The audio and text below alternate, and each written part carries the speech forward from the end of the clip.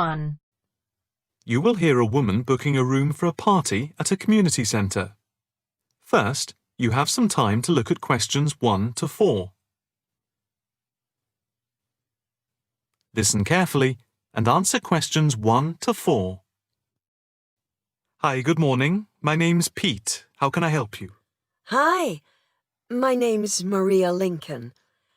I understand you hire out rooms in the community centre as venues for parties? Yes, we do. We've various sized accommodation. It depends on what you're looking for, really.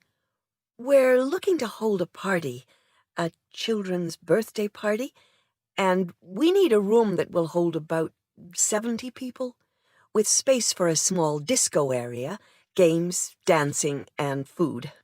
Well, we have a large room, and it would certainly hold at least 100 people comfortably. It's used a lot for parties and things like that. That sounds as if it might be suitable. I've tried various venues, and they're either booked up or they don't hold enough people. Can you tell me when you were thinking of holding the party? I know it's short notice, but we wanted to hold it Saturday week. That's September 15th. Let's have a look. Yes, you're in luck. The Mandela suite is free then. I'll just write that down. Mandela.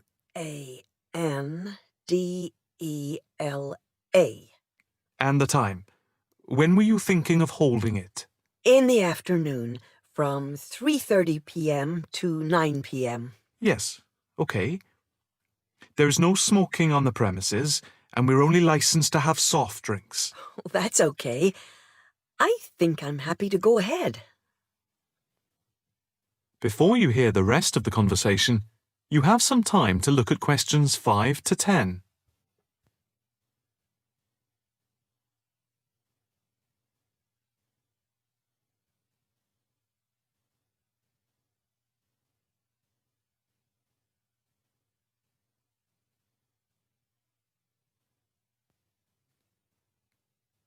Now listen and answer questions 5 to 10. Can you just give your postcode? Yes, it's PA5 7GJ. Fine. And the flat and street number? It's flat number 40, and the street number is 35. Okay, so that's flat 40, 35 Beaches Street. Yes, that's right. And a contact number? My landline is 223279 with the code. But I'll give you my mobile number, which is 07897 293381. Okay, 293381. Can you tell me how much it will cost? It's quite reasonable, actually. It's £115 for the hire of the room, with tables and chairs. But if you want to hire disco equipment, we've got a basic system with speakers and other equipment for £25. But there is no technician around in case anything goes wrong. And of course, it's optional. That would save us carting something from home, but maybe we should bring a spare sound system just in case. We've never had any problem with the system, but you might not want to take any chances. What about catering? Well, we had thought of getting everyone bringing something. We have someone who can do catering for £9 a head, including the cake if required. That's handy, but it's a lot as we have a fairly tight budget. So, you want to go ahead with the booking? Yes, certainly. Okay. I need to take a deposit of £30, which is refundable. The balance needs to be paid 2 days before the event at the latest. Fine. You can cancel up to 2 days before, but after that you lose the deposit. We don't intend to cancel, but is there any insurance we can take out? Yes, there's a form here somewhere. How much? It's, let me see. It's only £9 for the 24-hour period, and that covers you for cancellation, damage, and injury. Well, At least we'd better have a look at it. How would you like to pay the deposit? Cash. I'll just give you a receipt. There you are. 10, 20, 30. £30. Maria Lincoln. Thank you very much. I'm really glad I found somewhere. We have been trying to book a place for the past 2 weeks, so thank you again, and bye for now. That is the end of part 1. You now have half a minute to check your answers.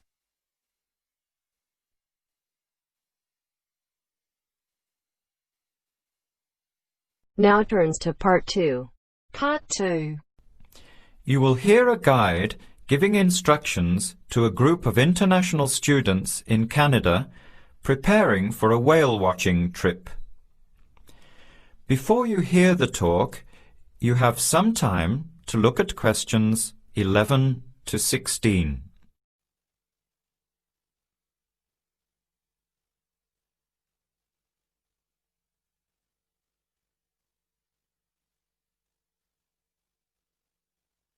Now listen carefully to the first part of the talk and answer questions 11 to 16.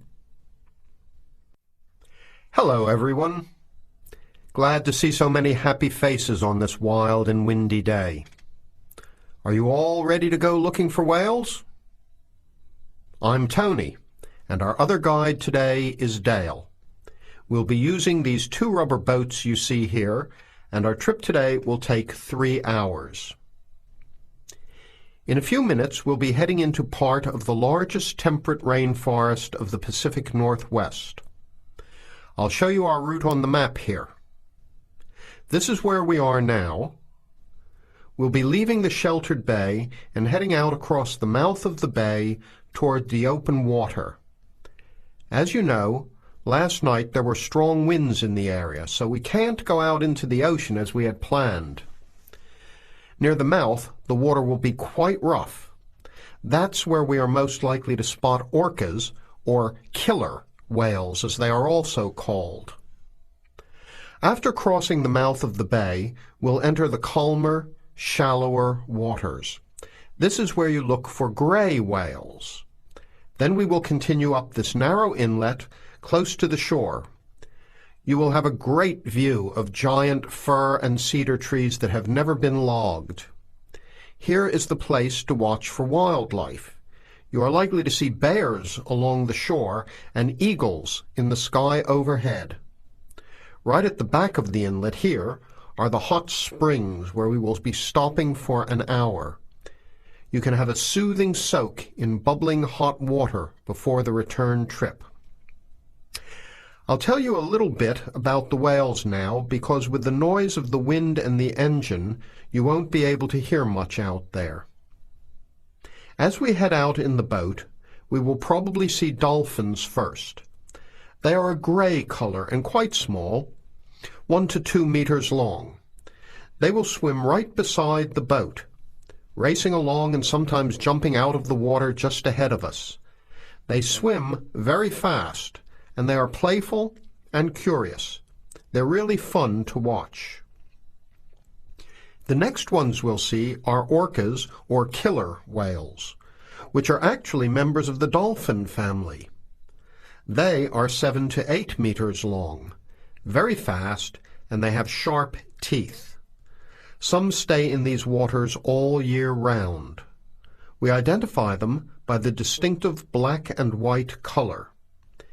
They feed mainly on salmon in these waters, but the orca diet can include seabirds, seals, dolphins, and other mammals. They can be fierce hunters, and this is why they are called killer whales. We should start watching for them as soon as we get out toward open water. We're likely to spot the orcas from a considerable distance. Watch for the black and white marking and mist spouting from the blowholes on top of their heads. Just outside the inlet is where we will probably see gray whales. The grays are migratory. They pass through here twice a year, moving from far in the north where they feed to the warm southern waters where they breed. You are very lucky today because several have been reported in the area. Unlike the orcas, greys are solitary, except when you see a mother with a calf. The gray whales are much longer and heavier than the orcas, 14 meters long and weighing up to 30 tons. The gray whales are filter feeders, gathering tiny ghost shrimp from the sand at the bottom. We recognize greys from their tail fins because each one is different. Once we find the whales, we'll come up as close as we can safely. We are allowed to approach the whales no closer than 50 meters, but that feels pretty close when you are in the presence of animals this big. You'll see mist coming out of the blowholes when they breathe out, and you'll hear a loud hiss. If we are downwind, we might even be able to smell them, a strong, fishy smell. Before the talk continues, you have some time to look at questions 17 to 20.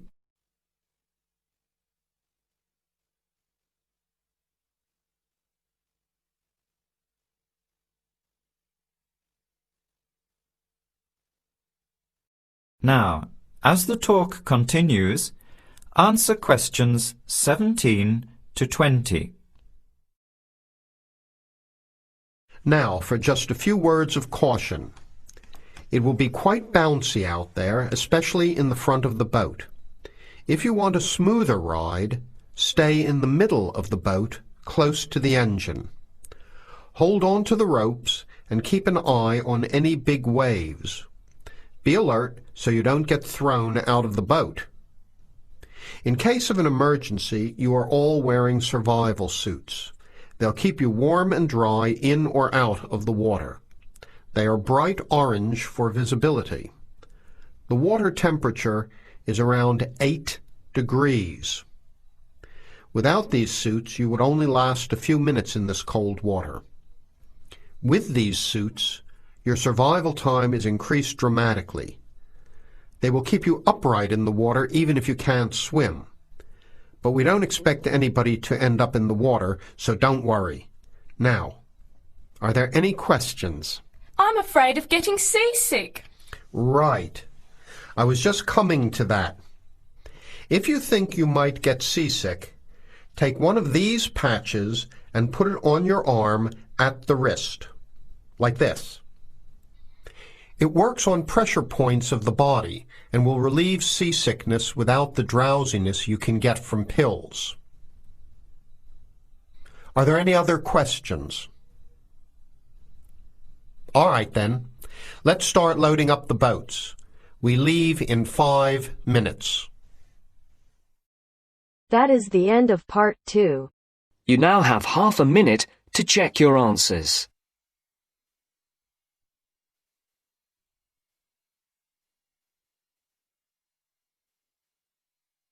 Now turns to part 3. Part 3. You will hear a student union officer's speech. First, you have some time to look at questions 21 to 25.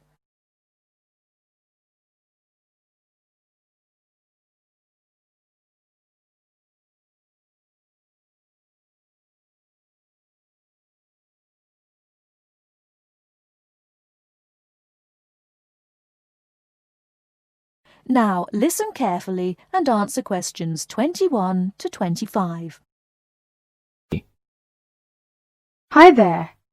May I wish you a very warm welcome to Ealing College, and more especially to the Student Union. The Student Union is run by 4 sabbatical officers, of which I am one. As the President, I am charged with the overall day-to-day running of the Union itself, according to established policies within the Constitution. We also have a brilliant staff team who'll help us, and you'll meet them when you have 5 minutes to drop in and see us. The last year has seen the Student Union grow from incorporating a bar and a few officers with a small shop into being a thriving concern, which controls, to its credit, 2 bars, a cafe bar or restaurant, a shop, a comprehensive welfare department, and numerous offices. All this has been achieved by sheer hard work and dedication on the part of last year's sabbatical team and staff, who overcame many obstacles and teething problems, but won through in the end. This year, our aims as a team will be to consolidate on what has already been achieved, and to secure the future of the Union. With the new post of Vice President, Social and Communications, our main emphasis will be on communications within the college, which has always proved a problem in the past, but one which we hope to improve upon this year. One way will be the regular publication of a student union magazine, so all you budding journalists, come on down. Before you hear the rest of the talk, you have some time to look at questions 26 to 30.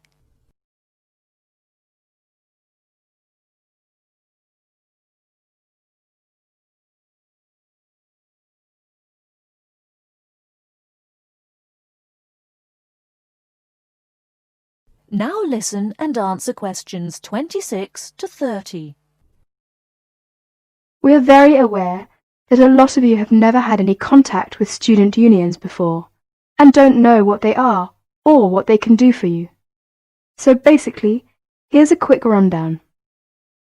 If you have any problems at all, either when you start college or throughout your time here, don't hesitate to drop in the SU office in the North Building and see Pat, our office assistant.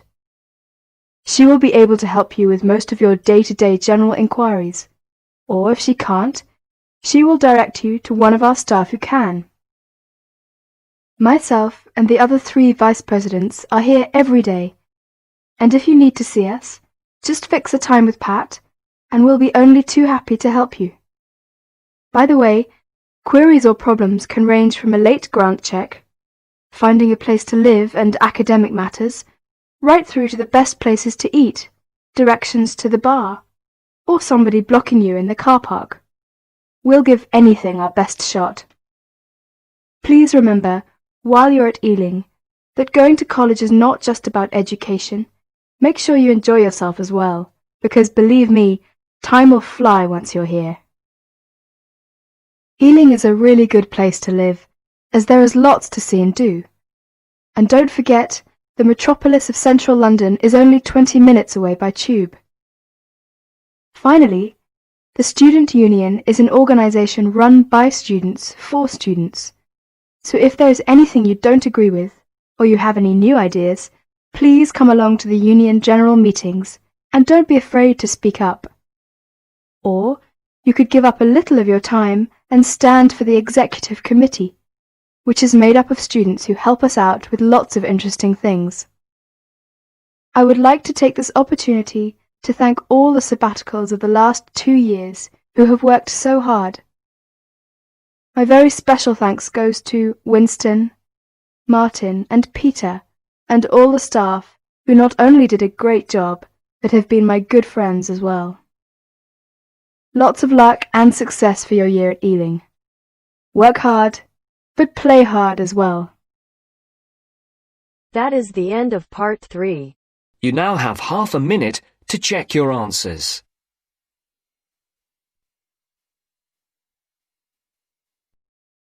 Now turns to part 4. Part 4. You will hear an extract from a talk about preventative medicine. Specifically, how students can look after their own health.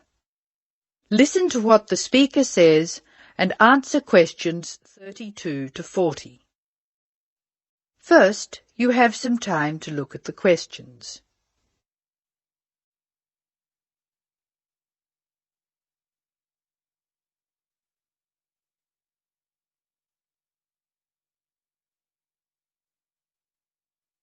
Now listen carefully and answer questions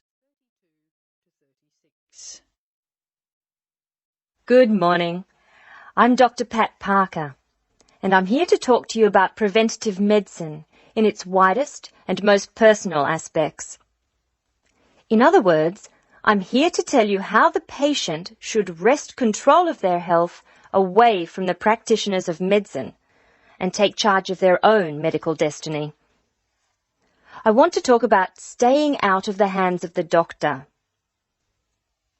When the patient takes responsibility for her or his own health, and let's decide the patient is male for now, men are in fact more at risk than women anyway, when the patient takes over his own health regime, he must decide what he wants to do. The first thing, of course, is to give up the demon nicotine. Smoking is the worst threat to health, and it's self-inflicted damage. I have colleagues who are reluctant to treat smokers. If you want to stay well, stay off tobacco and smoking in all its manifestations. Our department has recently completed a survey of men's health. We looked at men in different age groups and occupations, and we came up with a disturbing insight. Young men, particularly working-class men, are at considerable risk of premature death because of their lifestyle. As a group, they have high risk factors. They drink too much alcohol, they smoke more heavily than any other group, their diet is frequently heavy in saturated fats, and they don't get enough exercise. We then did a smaller survey in which we looked at environmental factors which affect health. I had privately expected to find air or water pollution to be the biggest hazards, and they must not be ignored. However, the effects of the sun emerged as a threat which people simply do not take sufficiently seriously. Please remember that too much sunlight can cause permanent damage. Given this information, and the self-destructive things which people, particularly young men, are doing to themselves, one could be excused for feeling very depressed. However, I believe that a well-funded education campaign will help us improve public health standards and will be particularly valuable for young men. I'm an optimist. I see things improving, but only if we work very hard. In the second part of the talk, I want to consider different things that you as students can do to improve your fitness. So now I'd like to issue a qualification to everything I say. People will still get sick, and they will still need doctors. This advice is just to reduce the incidence of sickness. It would be great if disease were preventable, but it's not. However, we have power. In the late 80s, the Surgeon General of the United States said that 53% of our illnesses could be avoided by healthy lifestyle choices. I now want to discuss these choices with you. You should try to make keeping fit fun. It's very hard to go out and do exercises by yourself. So it's wise to find a sport that you like and play it with other people. If you swim, you can consider scuba diving or snorkeling. If you jog, try to find a friend to go with. If you walk, choose pretty places to walk or have a reason for walking. Your exercise regime should be a pleasure, not a penance. The university is an excellent place to find other people who share sporting interests with you, and there are many sports teams you can join. This, unfortunately, raises the issue of sports injuries, and different sports have characteristic injuries. As well as accidental injuries, we find repetitive strain injuries occurring in sports where the same motion is frequently performed, like rowing and squash. The parallel in working life is repetitive strain injury which may be suffered by typists or other people who perform the same action hour after hour, day after day. In this context, therefore, the most important thing to remember before any sport is to warm up adequately. Do stretching exercises and aim at all times to increase your flexibility. Be gentle with yourself and allow time to prepare for the game you have chosen to play. Don't be fooled by the term warm-up, by the way. It's every bit as important to do your warm-up exercises on a hot day as on a cool one. I think one of the most sensible and exciting developments in the reduction of injury is the recognition that all sports can borrow from each other. Many sports programs are now encouraging players to use cross-training techniques. That is, to borrow training techniques from other sports. Boxers have been using cross-training for years, building up stamina by doing road work and weight training while honing their skills and reflexes. Other sports, which require a high level of eye-hand coordination, are following this trend. So, you see table tennis players running and jogging to improve their performance, and footballers doing flexibility exercises, which can help them control the ball better. All of these results are good, but the general sense of well-being is best, and is accessible to us all, from trained athletes to people who will never run 100 metres in less than 15 seconds. Good health is not only for those who will achieve athletic greatness. That is the end of part 4. You now have half a minute to check your answers.